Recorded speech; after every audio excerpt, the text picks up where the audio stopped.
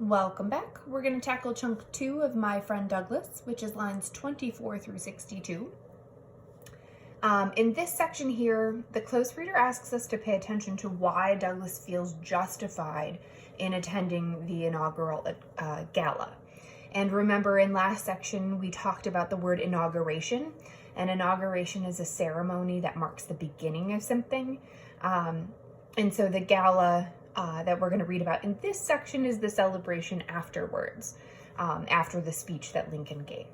So it asks us to circle why Douglas feels like it's okay that he's there. The second bullet asks us to explain in the margin what happens when Douglas tries to enter the White House. That's going to be at the top of the next page, and I'll remind you to do that when we get there. And then the last bullet asks us to pay attention to some stuff at the end of this chunk and underline what Lincoln actually says to Douglas when he welcomes him and when he has that conversation with him. So we'll see that in quotes, and you'll see that I've underlined most of that conversation, so you can do that as well. Okay.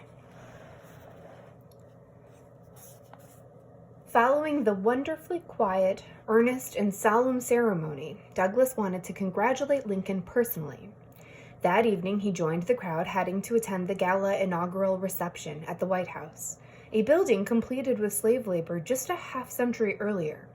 Though no colored person had ever ventured to present themselves on such occasion, Douglas wrote, it seemed now that freedom had become the law of the Republic, and colored men were on the battlefield, mingling their blood with that of white men in one common effort to save the country, that it was not too great an assumption for a colored man to offer his congratulations to the president with those of other citizens. I'm going to pause for just a moment. You can clearly see that this is what I have circled or what I've boxed in. This is where I feel Douglas is explaining why he thinks it's right that he's there.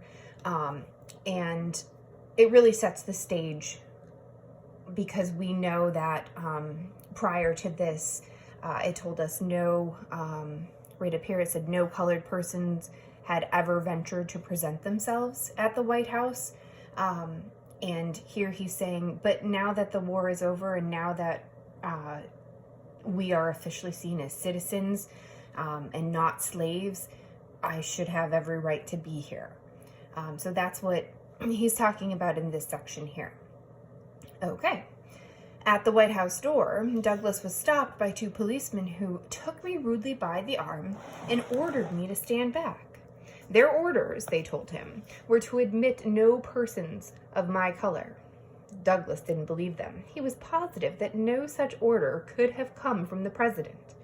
The police tried to steer Douglas away from the doorway and out a side exit. He refused to leave. I shall not go out of this building till I see President Lincoln, he insisted.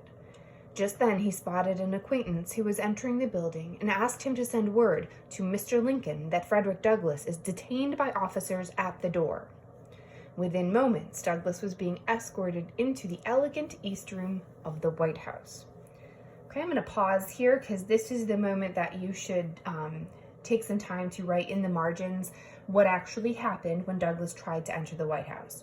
So first, we read that the policemen were there and ordered him to stand back. They tried to detain him. They wanted him to leave out the side exit. So this is this section here really delves into what happens when he comes and tries to see the president. So I would pause the video now and make that note in the margin. Okay, moving on. Lincoln stood among his guests, like a mountain pine high above all others. As Douglas approached through the crowd, Lincoln called out, "Here comes my friend Douglas." The president took Douglas by the hand. "I am glad to see you," he said. "I saw you in the crowd today listening to my inaugural address. How did you like it?" Douglas hesitated. "Mr. Lincoln, I must not detain you with my poor opinion when there are thousands waiting to shake hands with you." "No, no," said the president. "You must stop a little, Douglas. There is no man whose opinion I value more than yours. I want to know what you think of it." "Mr. Lincoln, that was a sacred effort," Douglas replied. Well, I'm glad you liked it. And with that, Douglas moved on, making way for other guests who were waiting to shake the hand of Abraham Lincoln.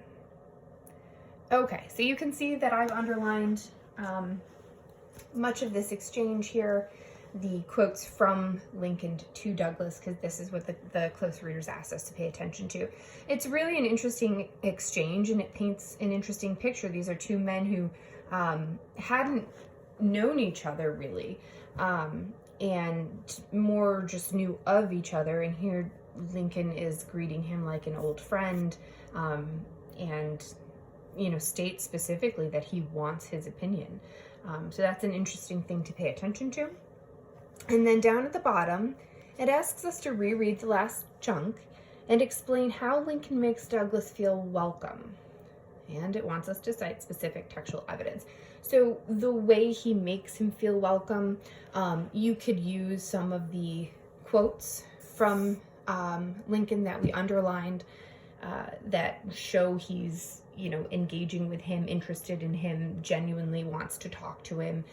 You could also point to the fact that he shakes his hand, and that he